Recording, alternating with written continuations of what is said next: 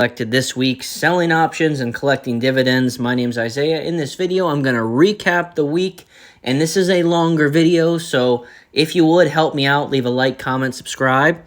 And in this video, like I said, I'm going to recap the week, and I'm, for the first time on this channel, using OBS to record from my computer for the Excel files. So let me know in the comments if it's easier to read the files from the computer versus the files on my cell phone. So without further ado, let's jump right into the week. Okay, so let's take a look at our week in review. And you'll have to let me know in the comments how it sounds. This is using my computer for the first time using OBS. I've never actually used this to record a YouTube video, so let me know how it sounds. Let me know if it's easier to read the Excel file on the computer versus on the phone. So, column A, those are the ticker symbols or the stocks we played. Column B is the credit we collected. Column C is the type of play we made. And D are the number of contracts in that play. So, let's go from left to right. So, APLD, one of my favorite cash cows. I love playing this. I love rolling it. I love selling puts on it. So, we rolled a CSP. For those that are new, that means we rolled a cash secured put. When you roll a cash secured put, you are still agreeing to buy the stock for a predetermined price, which is what a cash secured put is, but you are rolling it out to a farther expiration. So, for example, all these contracts here in rows 2 through 7, I rolled farther out. I didn't feel like buying them this week. I still would be okay with owning them. Oh, Control Z that, sorry. I would still be okay with owning them at that price, but I didn't feel like buying them yet because the market's been in a down run, so I rolled the positions out another month. Because I did that, just rolling my cash secured puts, current contracts, we collected $243 just doing that. The other roll down here, you'll see rolled CC. That's covered call. And again, for those that are new, a covered call means you agree to sell a stock for a predetermined price, have to have 100 shares of that stock. So I rolled out a covered call because that stock was actually above the price I agreed to sell it for, which means I would have got it called away. But I didn't want those shares to get called away, so I said I'm going to roll this out further. So rolled that out another month, collected 20 bucks from it. I'll take it, just keep rolling positions. So as you can see, most of my plays were rolled positions, mean I already had active contracts on them. CC is covered call. Again, that's agreeing to sell a stock for a predetermined price. I owned a few hundred shares of each of these, and because of that, I collected credits because I agreed to sell them for a predetermined price. And then CSP, the only new play we made this week, only one, SoFi. It was a down week again, except we actually had two up days.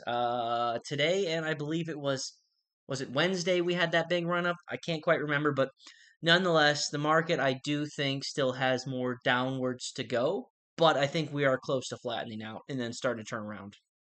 So in the meantime, let's just keep rolling positions. Let's not change up our strategy. Let's not try to overtrade.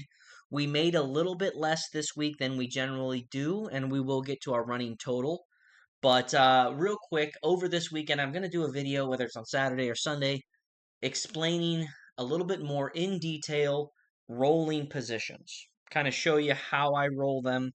And for those that are new to trading, I won't actually be able to roll them. You can't roll option contracts outside of market time. So for me, 9:30 Eastern to 4:30 Eastern time is my market time. So that's the only time I can roll it. You can always open the positions, but they won't fill until the market's open. So I will demonstrate what they are, kind of go into a little bit more detail on them. But at current juncture, with our dividends, we had 1, 2, 3, 4, and 5 dividend payers this week.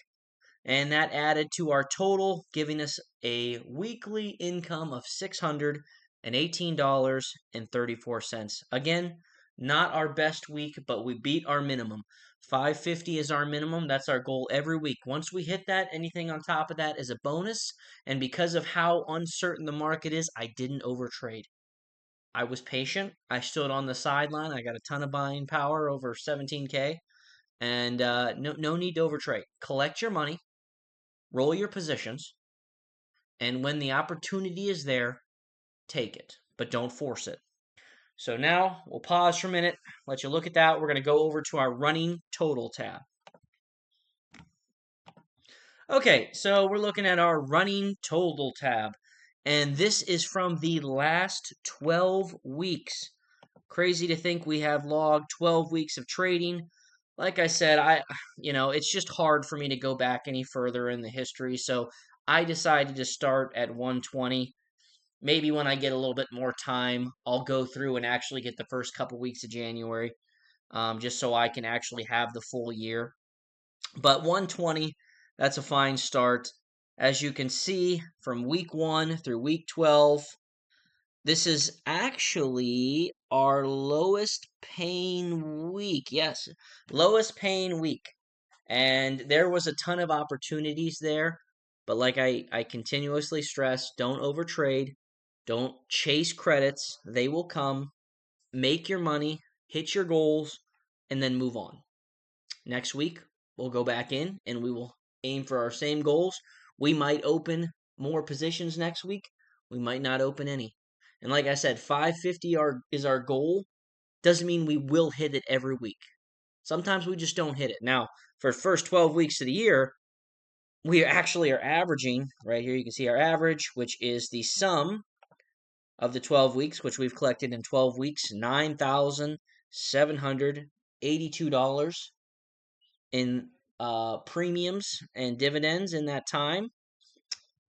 And $815 is our average per week payout. That's not bad. That's a nice side income. That is, roughly $3,200 a month that you could use to pay your bills. You could use to reinvest in yourself. For me, like I said, I recently passed the real estate exam. I just paid my boards and real estate boards and things like that. I didn't realize there was all these extra fees that come with being real estate, but whatever. I'm excited for the opportunity to sell houses. I also have taken money from the account to uh, sign up for the coding course. I finally found one I like, so I'm getting all set up and registered for that.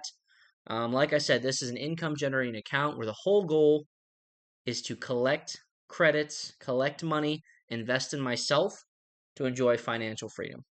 So as you can see, let you look at that a little bit more. 12 weeks, averaging $815 per week. Let's scroll down. If you would take that $815 multiplied by 52 weeks in a year, that means we would collect $42,391 if we stayed on this pace. Like I said, maybe we'll have bigger weeks next week, maybe we'll have less. We won't force any trades, we will be patient. We'll aim for our goals, and that's all we want. $550 a week is the minimum. That's $2,000 a month, a little bit more. That essentially covers any of my bills. So even though I don't use this money to cover the bills, it's nice to know that if I needed to, I could. So that's where that 550 comes in. Now, 42,391 for the year. We're on pace for that so far in the first 12 weeks. Like I said, we've collected just under $10,000.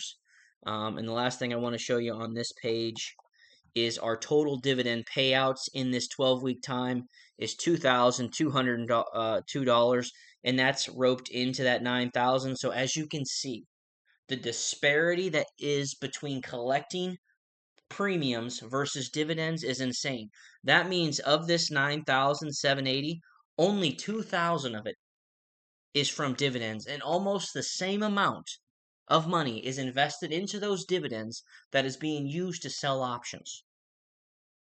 And those are the high yielding dividend funds. So I say this every video, and I'm sure if anybody's still watching, you're like, dude, shut up. I get it. I completely understand, but sell options, that's when you do that, down days, up days, they don't matter to you because you don't own anything.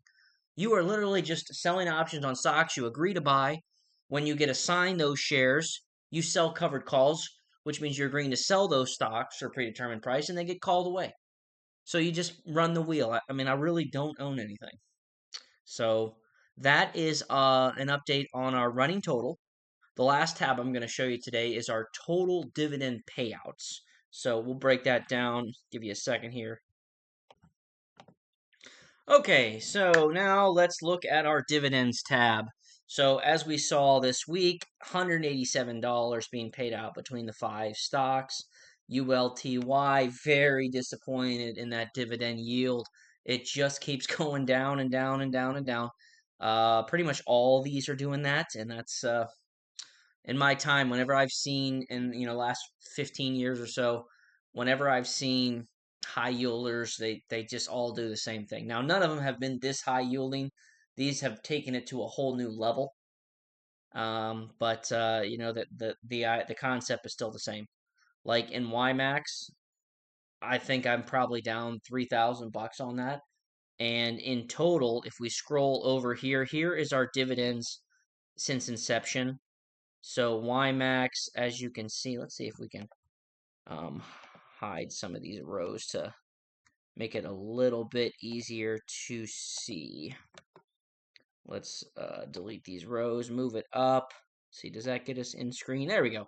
Cool. So as you can see in WiMAX, since we started investing, we have collected $1,070 on that. So still nowhere near making the money back. That's the same with YMAG, same with MSTY, definitely the same with ULTY, definitely the same with NRNY.